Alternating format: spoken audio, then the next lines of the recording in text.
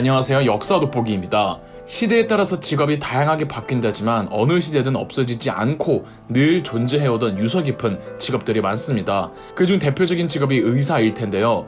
옛 우리 한국 조상님들의 슬기로운 의사 생활은 어떠했는지 썰을 한번 풀어보겠습니다. 영상을 재미있게 시청하기 위해서 내가 조선시대 의사가 됐다 라고 스스로 체면을 걸어주세요. 당신은 조선시대에 살고 있는 의사 준비생입니다. 아마 당신의 붙이는 의사일 확률이 높습니다. 의사는 조선시대 중인 계층에 속하는 직업으로서 보통 중인들은 그 직업을 세습하는 경우가 일반적이었습니다. 즉 내 아버지가 의사면 나도 의사고 내 아들도 의사가 되죠. 신분제를 각 계층별로 고착화시키려고 했던 조선시대 양반 사대부들은 신분 계층을 벗어나는 사회적 풍습을 반기지 않았습니다. 그래서 직업적으로 신분이 형성되는 중인들의 경우 그 직업을 웬만하면 세습시켜 한 번 중인은 영원한 중인으로 두려고 했죠. 조선시대에도 의사가 되기 위해선 국시를 치르셔야 합니다. 조선시대의 국시는 바로 과거시험이죠.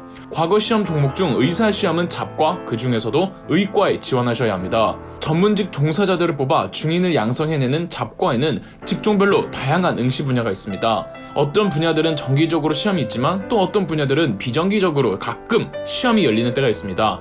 하지만 걱정 마십시오. 당신이 지원하려는 의과는 정기시험에 속하니까요. 지금은 숭상받는 직업이 설령 조선시대에는 중인계층에 속하는 직업이었다고 해도 시험의 난이도가 무지막지한 건 예나 지금이나 매한가지입니다. 사람의 건강을 다루는 일이기에 외울 것과 지식이 무진장 많아야 하고 경쟁률도 빡세겠죠.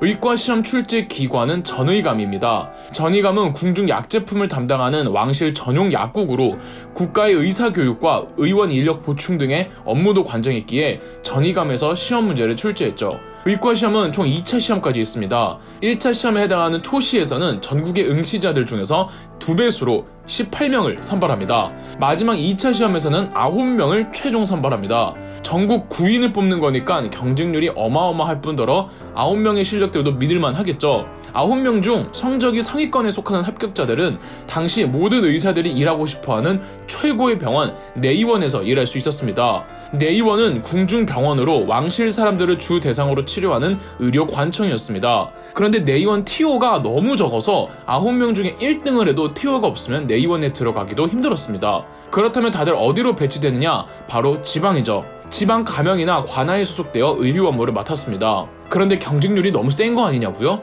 어떻게 전국 9명 안에 드냐고요? 맞습니다. 예나 지금이나 의사 되는 게 쉬운 일만은 아니죠. 과거 시험이 의사가 되는 유일한 길은 아닙니다.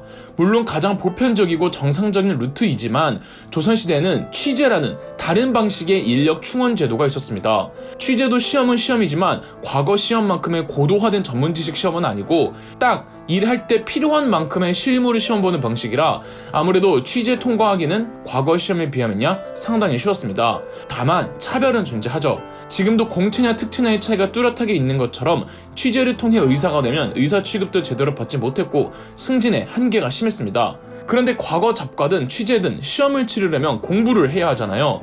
그럼 공부는 어떻게 할까요? 영상 처음에 말씀드렸던 것처럼 의사를 준비하는 경우 보통 자기 집안이 의사인 경우가 많기 때문에 부모님으로부터 배울 수도 있지만 꼭 그런 것만은 아니거든요. 잡과 시험을 치를 수 있도록 정부에서 따로 아카데미를 운영했답니다. 공부할 수 있는 학교나 학원도 없이 그냥 시험만 치라는 식으로 조선시대가 그렇게 비인간적이지는 않았어요. 충분히 시험을 치를 수 있도록 공교육을 시행해 주었답니다. 조선시대의 헌법 경국대전에 적힌 바로는 수도 서울에서는 아까 말씀드린 전의감과 해민서에서 각각 50명과 30명씩 생도들을 모집해 의학교육을 진행했습니다. 지방에서는 관청이 따로 있지 않고 그냥 해당 관하에서 수령의 주제로 약 3,000명 가까이의 생도들을 교육했다고 하네요.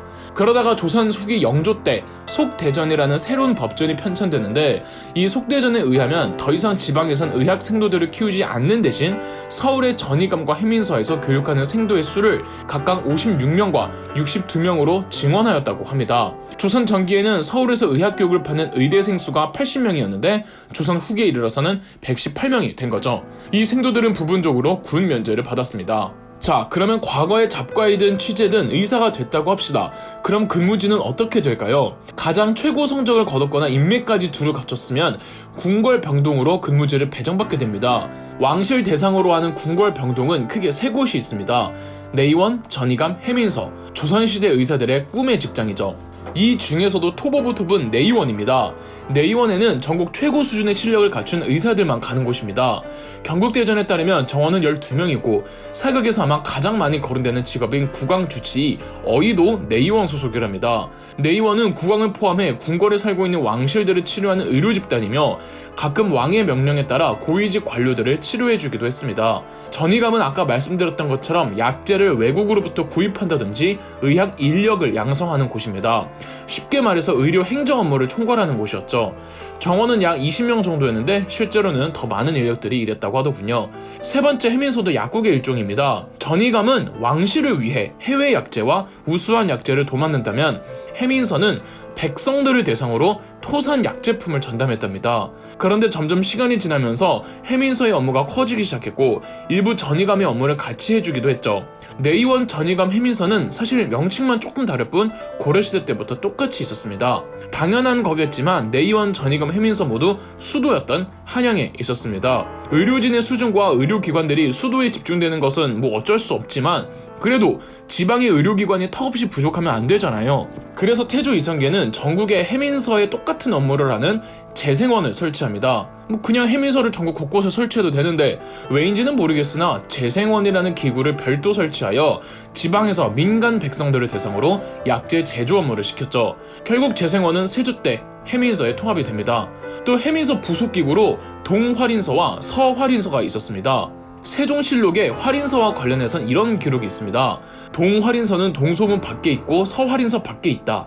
옛 이름은 대비원이다. 의원과 무당을 두어서 도성 안에서 의지할 곳이 없는 환자를 모두 이곳에 모아놓고 죽, 밥, 국, 약을 주며 아울러 옷, 이불, 자리를 주어 적절하게 보호하였다. 동활인서는 지금의 해화동 대학로 근처, 서활인서는 지금의 이대 쪽인 아현동에 있었습니다. 의지할 곳이 없는 환자들을 케어해 주었다는데 가난해서 의료 혜택을 받을 수 없는 백성들, 가족을 잃은 노파들, 걸식하는 유랑민 혹은 전염병에 걸려 격리시켜야 하는 환자들을 보호해주는 요양 수용시설 같은 곳이었습니다. 또 다른 의료 전문진으론 내의녀라는 직업이 있었습니다.